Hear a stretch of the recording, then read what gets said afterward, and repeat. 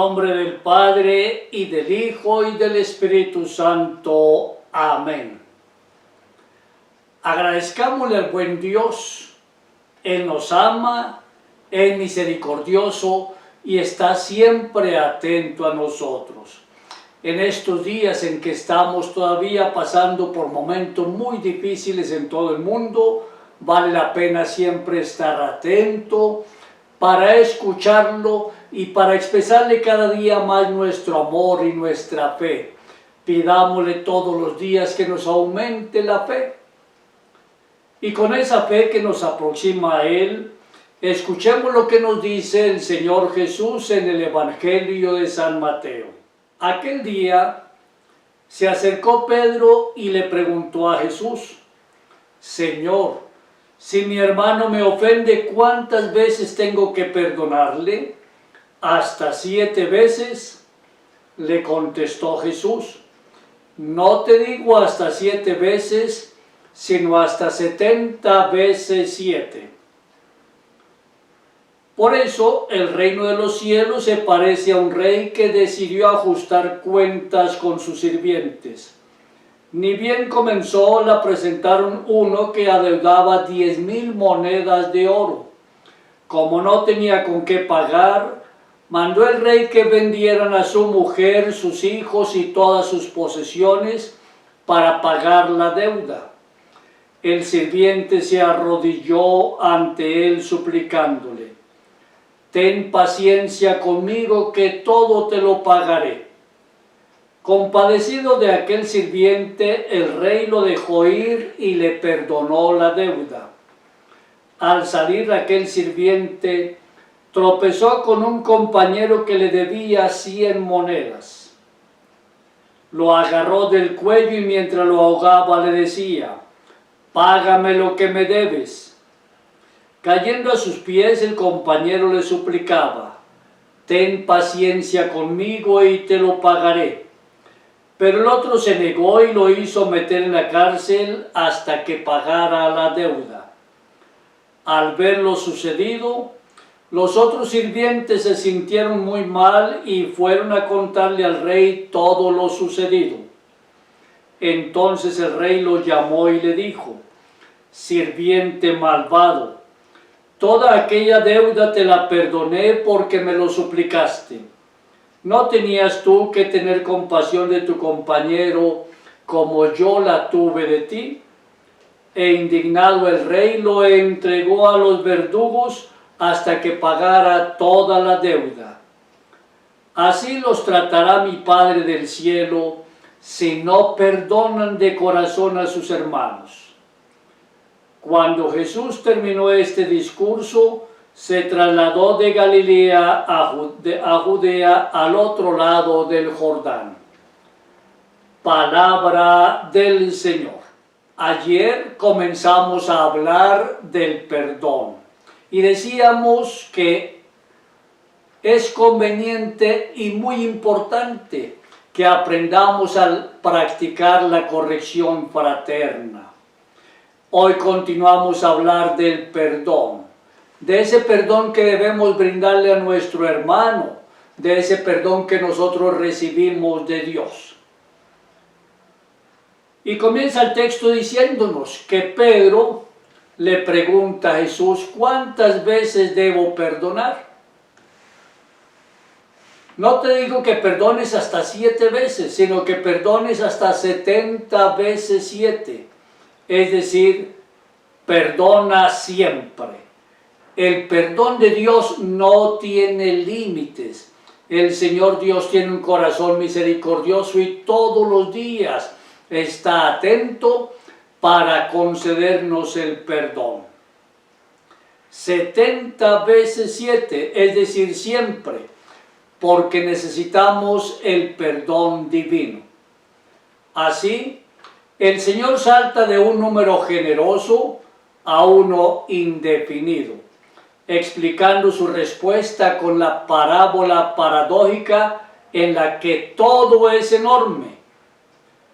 La deuda de varios millones del primer empleado y su crueldad hacia su compañero quien tiene una insignificante deuda con él.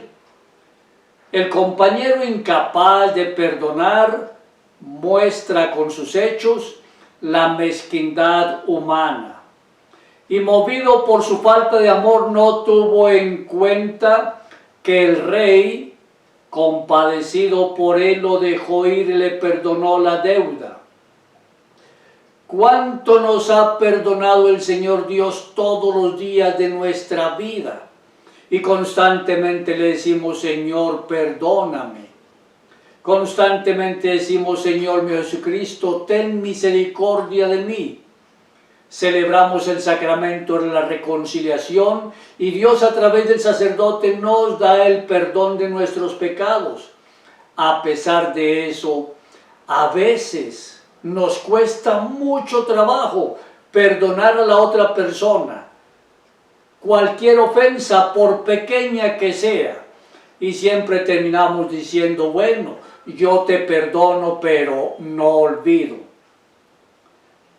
Para el cristiano, el perdón tiene que ser ilimitado. Así como Dios nos perdona siempre, el perdón de Dios es ilimitado. Él espera que nosotros no seamos mezquinos a la hora de perdonar y que nuestro perdón se parezca al de Él. Así, la condición esencial del perdón divino es el perdón al prójimo. Y lo encontramos de una manera muy práctica en la oración del Padre Nuestro. Esa hermosa oración que le enseñó el Señor a los apóstoles cuando ellos van y le dicen, Maestro, Juan el Bautista le enseña a orar a sus discípulos. ¿Tú por qué no nos enseñas a orar? Y entonces el Señor Jesús les dice, cuando ustedes oren, digan, Padre nuestro que estás en el cielo. Y en la oración del Padre Nuestro, entonces Jesús nos recuerda que Dios nos invita al perdón. Es un perdón cordial, lleno de misericordia. Qué bueno que nosotros nos parezcamos también entonces a nuestro Padre Dios. Perdonar siempre con cordialidad, ser misericordiosos con nuestro hermano cuando nos está pidiendo perdón por las ofensas causadas. Y en el versículo 35 nos dice hoy el texto, así los tratará mi Padre del cielo si no perdonan de corazón a sus hermanos. ¿Queremos que Dios nos perdone nuestros pecados a la hora de confesarnos?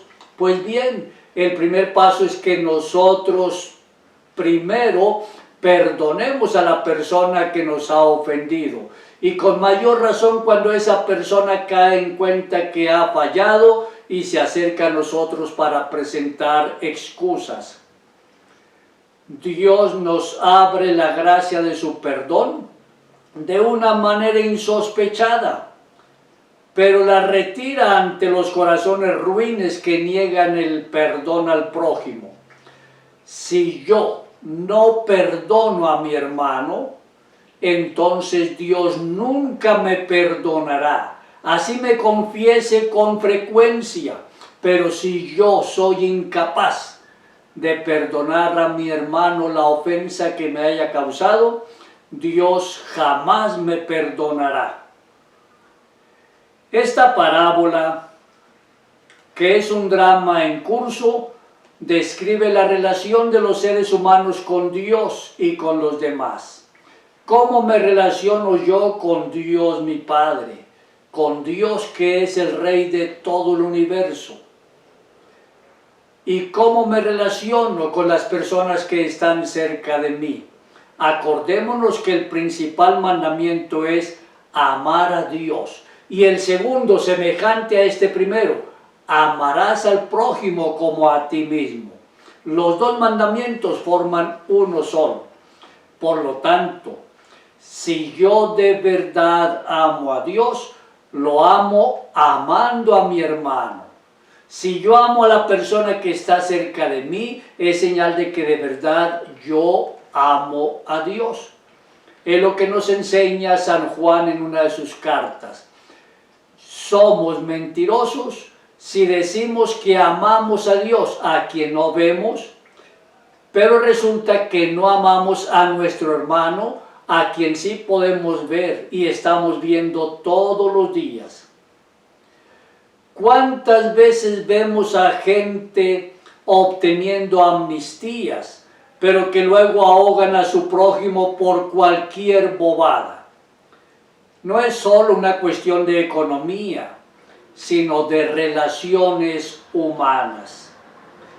Qué hermoso poder crecer en las mejores relaciones humanas, y para ello es necesario comprender que no solamente tenemos derechos, sino que siempre frente a un derecho hay un deber. Por ejemplo, yo puedo decir tengo derecho a la vida. Bueno, entonces yo tengo el deber de respetar la vida ajena. Comienzo por respetar mi vida, pero luego respeto la vida ajena desde el momento en que es engendrada hasta el último momento en que el Señor Dios decida llamar a esa persona. Igual puede pensar un joven, yo tengo derecho a la educación, pero igual tiene que pensar, y yo tengo el deber de permitir que mis compañeros en el aula de clase puedan escuchar perfectamente lo que el educador está enseñando. Frente a un derecho, siempre tengo un deber. Y esa conciencia clara nos ayudará entonces a crecer en las mejores relaciones humanas.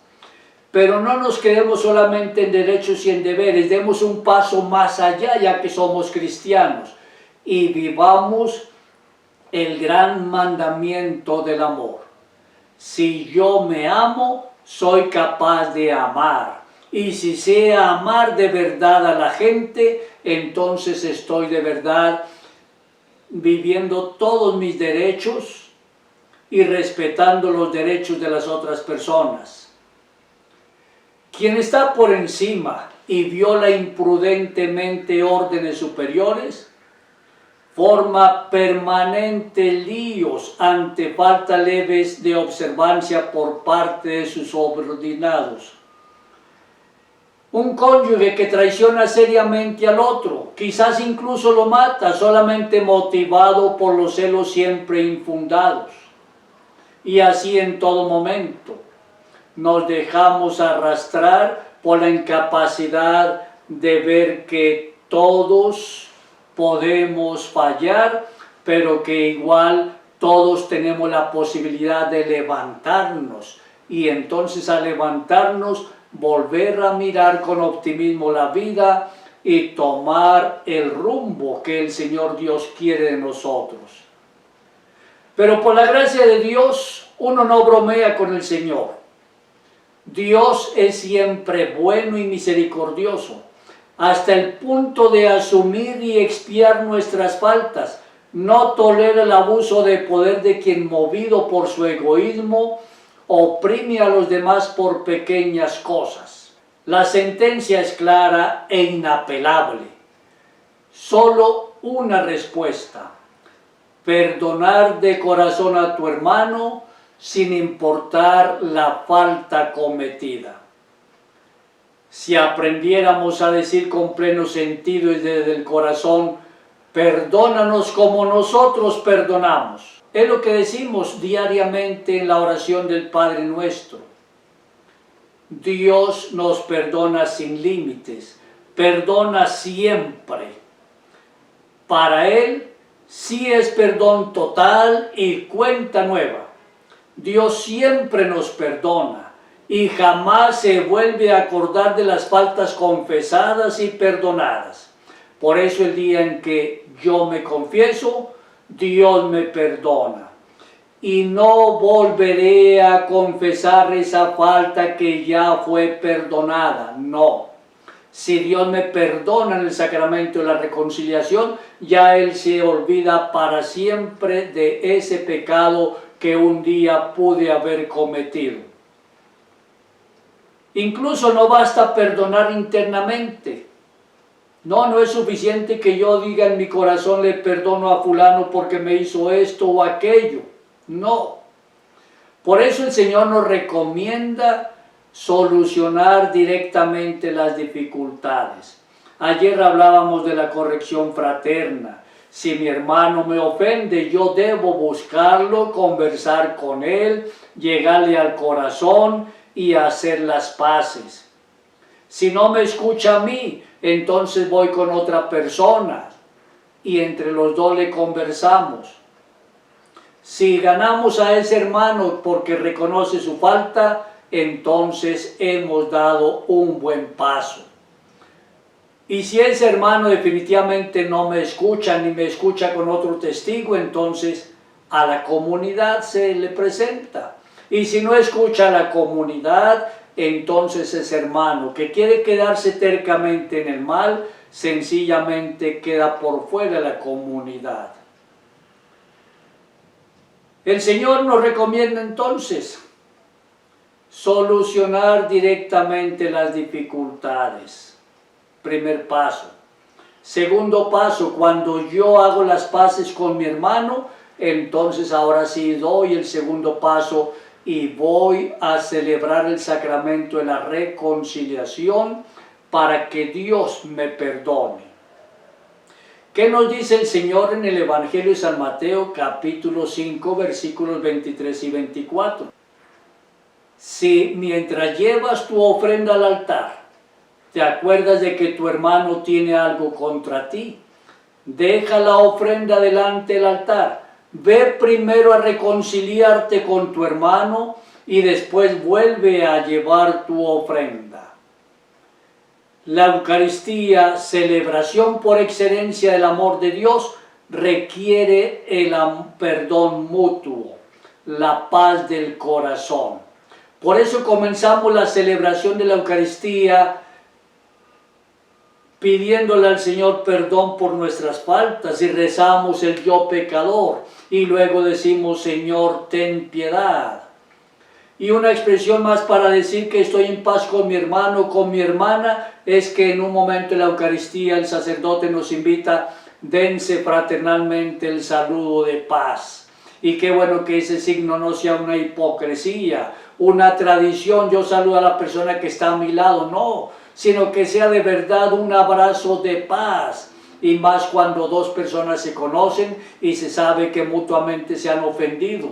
Es un momento precioso para decir con ese abrazo, yo te perdono, yo te pido perdón.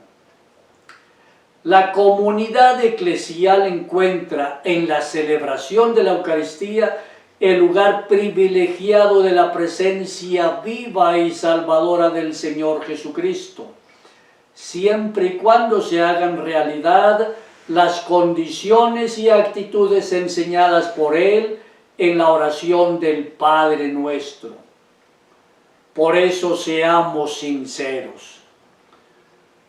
No digamos Padre si cada día no me porto como hijo. No digamos nuestro si vivimos aislados en nuestro propio egoísmo. No digamos que estás en el cielo si solo pensamos en las cosas terrenales. No digamos santificado sea tu nombre si con mi vida yo no honro la presencia de Dios y no doy testimonio de Él entre nosotros. No digamos venga a nosotros tu reino si lo confundimos con éxitos materiales, científicos, políticos, económicos. No digamos hágase tu voluntad si no acepto en todo momento ponerme en sus manos para programar mi vida de acuerdo a lo que Él desea de nosotros. No digamos, danos hoy nuestro pan, si no me preocupo por la gente que está a mi lado, con hambre, sin medicinas, sin libros, sin vivienda. No digamos perdona nuestras ofensas, si guardamos rencor permanentemente en nuestro corazón a las personas que nos han causado alguna ofensa. No digamos, no nos dejes caer en la tentación, si constantemente en la mente tenemos la idea de cometer algún pecado. No digamos, líbranos del mal, si no tomamos partido por el bien y renunciamos definitivamente al mal en todas sus formas.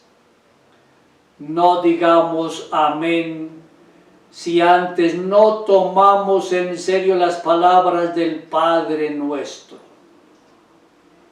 Pongámonos entonces en las manos de Dios nuestro Padre y que Él nos siga animando en todo momento, en todo lugar, para que estemos siempre atentos a caminar de su mano. Gloria al Padre y al Hijo y al Espíritu Santo, como era en el principio, ahora y siempre, por los siglos de los siglos. Amén. María Inmaculada, Madre de la Iglesia y auxiliadora de los cristianos, ruega por nosotros. Y no se nos olvide un pequeño compromiso gigante: orar por las vocaciones a la vida sacerdotal y religiosa. Que el Señor Dios y la Santísima Virgen María te bendigan a ti y a tu familia, en el nombre del Padre, y del Hijo, y del Espíritu Santo. Amén.